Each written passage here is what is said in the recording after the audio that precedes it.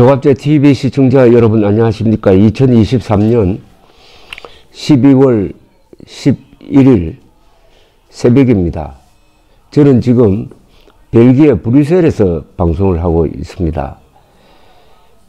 대한민국과 조금 떨어져 있으니까 좀 넓게 보이기도 합니다. 지금 윤석열 대통령 부인 김건희 여사 문제가 총선 전국의 한복판에 들어앉게 되었습니다. 이제 보수든 좌파든 이 문제를 외면할 수 없는 상황, 좀 심하게 이야기하면 하나의 시한폭탄이 되고 말았습니다. 그런데 요사이 이 문제를 다루는 언론의 동향을 보면은 이 보수 성향 언론이 비로소 김건희 여사 문제를 하나의 리스크로 다루고 있다는 점이 특이합니다. 7년 전 박근혜 당시 대통령 탄핵 사태도 결국은 보수 진영에서 이탈이 생기고 이반이 생기고 해서 결국은 그런 결말을 짓고 말았습니다. 보수의 분열은 정권을 붕괴시킵니다. 좌파의 공격만으로는 정권이 붕괴되지 않습니다. 좌파의 공격과 보수의 호응이 같이 이루어지면은 아무리 강력한 대통령 중심제 하지만은 대통령이 탄핵되는 수가 있다 이거죠. 그러니까 7년 전에 그 상황을 연상시킬 만큼 전개가 좀 비슷한 면이 있습니다. 그런데 이번은 더 복잡합니다. 내년 4월 총선을 앞두고 김건희 여사 특검을 둘러싼 공방, 대통령의 거부권 행사, 그리고 이걸 다시 표결할 때의 국민의힘 내부 이탈의 가능성, 이게 총선과 직결되는 이런 상황이니까 지금 김건희 여사 문제는 그 성격이 복잡할 뿐만 아니라 폭발력이 시간이 갈수록 더 커지고 있습니다. 결국 모든 것은 총선에서 하나의 빅뱅으로 귀결되지 않을까 하는 생각까지 듭니다.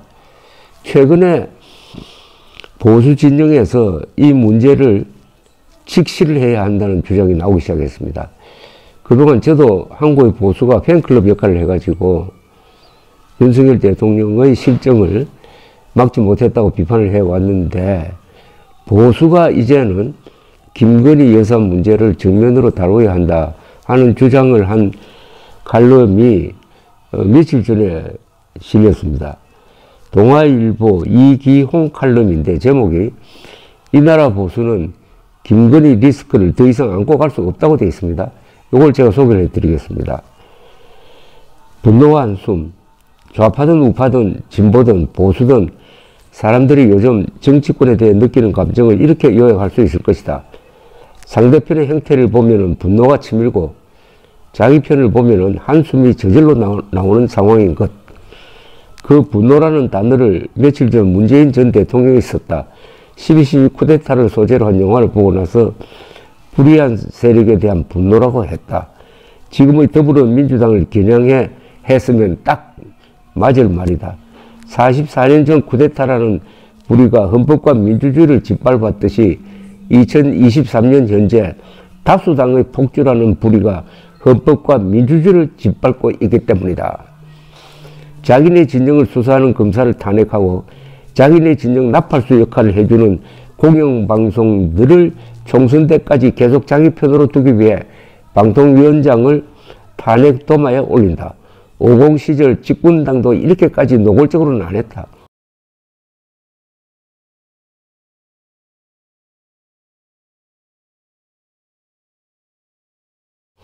아무리 총칼로 집권했어도 국민 다수의 상식의 눈을 두려워하는 최소한의 센서는 있었기 때문이다. 지금의 민주당은 그 수준의 자기 절제 센서조차 작동하지 않는다. 다수결이면 뭐든지 해도 된다는 착각에 빠져 있다. 정권교체를 이뤄낸 국민들은 그런 다수당을 보며 분노가 치밀지만 고개를 돌려 대통령실과 여당을 보면은 참담한 실망감에 한숨이 터져 나온다. 이 이기홍 기자는 일종의 양비론적 구성을 하고 있습니다. 문재인 전 대통령을 비판하고 윤석열 현 대통령을 동시 비판하고 있습니다. 이어집니다. 대통령 부인이 명품백을 받는 장면을 담은 영상이 있다는 이야기를 들었을 때 김의겸의 청담동 술자리 주장 같은 가짜뉴스거나 AI 딥페이크 영상이겠거니 했다. 도저히 상상하기 힘든 일이기 때문이다. 현직 퍼스트레이디가 친적국 활동 경력이 있는 인사를 만나 보석을 선물 받는 게 이게 다 함정 몰카에 찍힌다? 만약 필자가 영화 제작자인데 그런 시나리오가 들어오면 너무 자기적이고 현실성 없는 설정이라며 퇴짜를 놓았을 것이다. 이번 사건이 보여준 상상 초월의 세계는 세 종류다.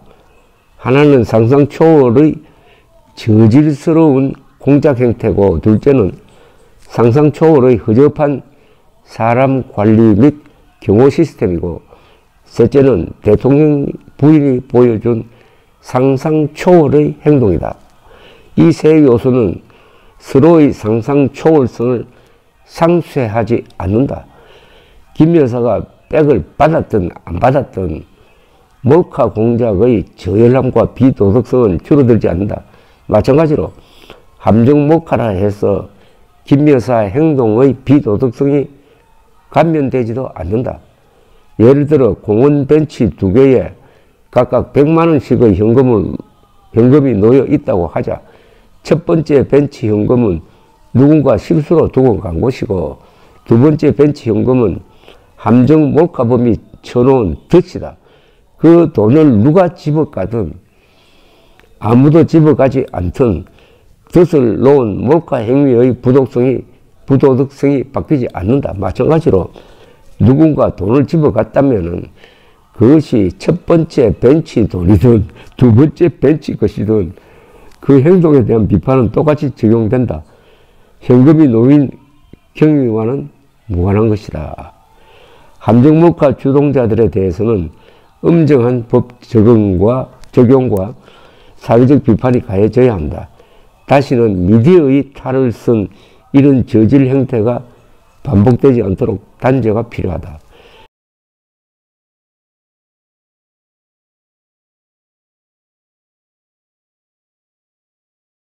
이 사건은 좌파 진영의 공작과 농간이 얼마나 강교하고 저열한 수준으로 치달았는지를 보여준다. 문정권 시절 대통령 부인의 나홀로 해외 방문, 의상 다량 구입 등 사치와 월권이 극에 달했지만 우파 진영 누구도 이런 식의 함정 공작을 꿈꾸지는 않았다. 하지만 좌파의 비도덕성에 대한 개탄과 김 여사의 행동에 대한 비판은 별개의 문제다. 하급직 공무원의 배우자라 해도 그런 선물은 받으면 안 된다는 생각을 할 것이다. 누구나 유혹은 느끼기 마련이지만 최소한의 위험 감지 능력이 생존 본능처럼 작동하기 때문이다. 김 여사는 하루빨리 국민 앞에 사과해야 한다. 이제 본론으로 들어갑니다. 그리고 관절을 떠나 서초동 자택 등 사가로 거처를 옮겨 건실해야 한다. 김건희 여사가 공관에서 나와서 개인 집으로 가라고 권유를 하고 있습니다. 동아일보가. 물론 아무리 대통령이라 해도 부부는 사적인 영역이다. 그럼에도 대통령 배우자는 공인이다. 더구나 김건희 리스크는 총선과 나라의 진로에 지속적으로 상당한 영향을 미칠 사안이다. 이번 사건은 특검을 앞세운 야당 공세에 휘발유를 뿌린 격이 될 것이다. 공천 개입설, 인사 개입설 등 믿거나 말거나 의혹을 계속 기름 붓듯이 쏟아낼 것이다.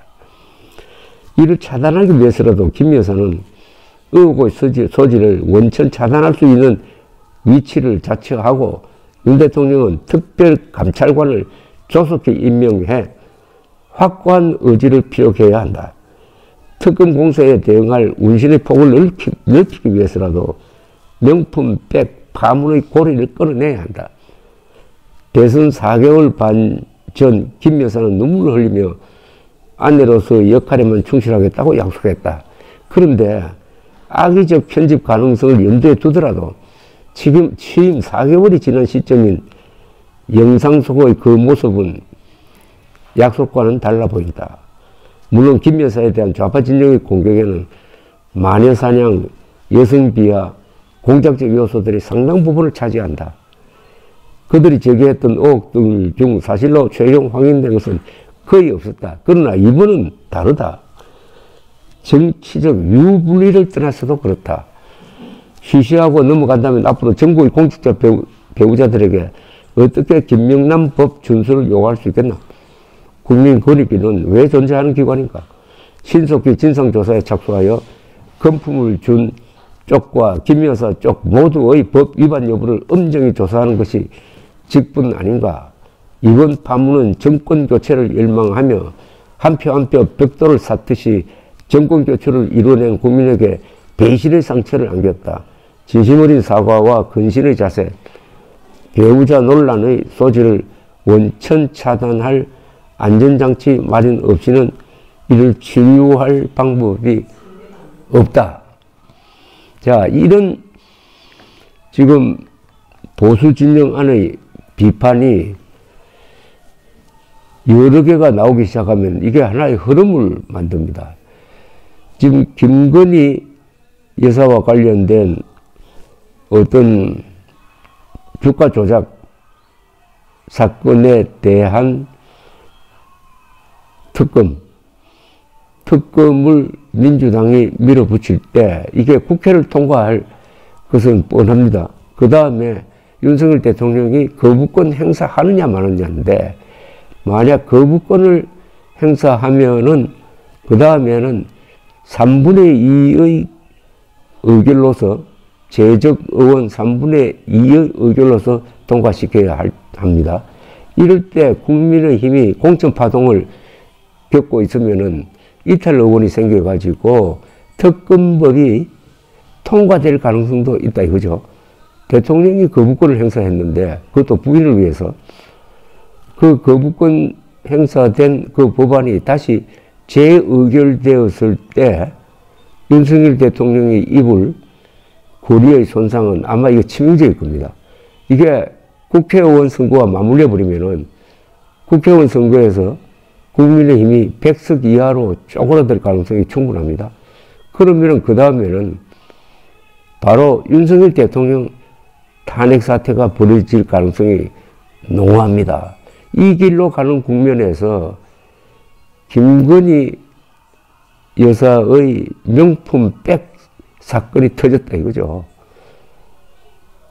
그래서 이번 연말을 계기로 해가지고 윤석열 대통령은 자신의 정권이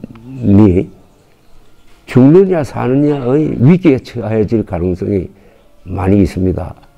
윤석열 대통령이 지금 해외를 돌아다니면서 국가 이익을 위해서 많은 노력을 해왔지만은 국내 정치가 이렇게 흔들리고 특히 부인 문제가 이렇게 보수 진영에서도 이제 특별한 조치가 필요하다는 말까지 나올 정도가 되었으면은 위기는 이제 현실로 되고 있다 하는 생각이 들면서 역사는 되풀이된다는 느낌을 또 받습니다. 역사는 반성하지 않는 사람에게는 되풀이된다. 즉 2016년 12월 바로 딱 7년 전 박근혜 전 대통령이 어떤 스텝을 통해서 탄핵 국면으로 스스로 걸어 들어갔느냐 하는 데 대해서 윤석열 대통령이 한번 되돌아볼 필요가 있는데 누구보다도 윤석열 대통령이 박근혜 전 대통령이 탄핵되는데 그리고 감옥으로 가는데 특검 소속 검사로서 중요한 역할을 한 사람 아니겠습니까? 역사는 되풀이된다. 그러나 희극으로 되풀이된다는 이야기를 한 사람이 칼 마르크스입니다. 감사합니다.